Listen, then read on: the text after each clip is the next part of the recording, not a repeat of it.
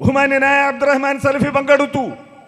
അതോടൊപ്പം തന്നെ ഈ ദുർവ്യാഖ്യാനം നടത്തിയ മുസ്ലിയാർ തന്നെ മറുഭാഗത്ത് നിന്നും പങ്കെടുത്തു. എന്തായിരുന്നു വാദപ്രതിവാദത്തിന്റെ വിഷയം? സൂറത്തുൽ അൻആമിലെ ഈ 128ാമത്തെ ആയത്ത് ദുർവ്യാഖ്യാനിച്ചതാണ് മുസ്ലിയാർ എന്നതായിരുന്നു മുജാഹിദികളുടെ വാദം. എന്റെ കയ്യിലിരിക്കുന്ന ഈ പുസ്തകം അബ്ദുൽ മലിക് സലഫി മൊറയൂർ എഴുതിയ പുസ്തകമാണ്.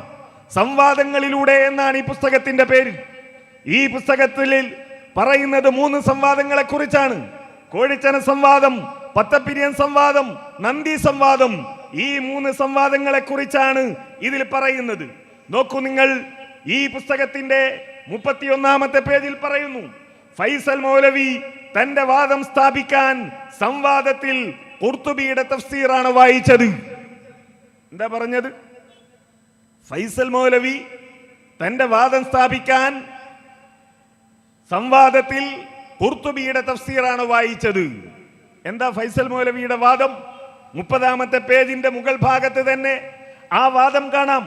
മനുഷ്യനെ സംബന്ധിച്ച് അദൃശ്യവും അബോധികവുമായ ജിന്നിനോട് മനുഷ്യൻ നടത്തുന്ന സഹായാർത്ഥനകളിൽ ശിർക്കായതും വസീലത്ത് ശിർക്കായതുമുണ്ട്. അതിനാലെല്ലാം ഹറാമാകുന്നു. ഇതാണ് വാദം. എങ്ങനെയാണ് ഈ വാദം ഫൈസൽ മുസ്ലിയാർ തെളിയിച്ചത്? ഇത് തെളിയിക്കാൻ ഫൈസൽ മുസ്ലിയാർ ഏത് തഫ്സീറാ ഉദ്ധരിച്ചത്? തഫ്സീർ ഖുർത്തുബിയുടെ തഫ്സീറാണ് വായിച്ചത് എന്നീ പുസ്തകത്തിന്റെ 31ാമത്തെ പേജിൽ എഴുതുന്നു.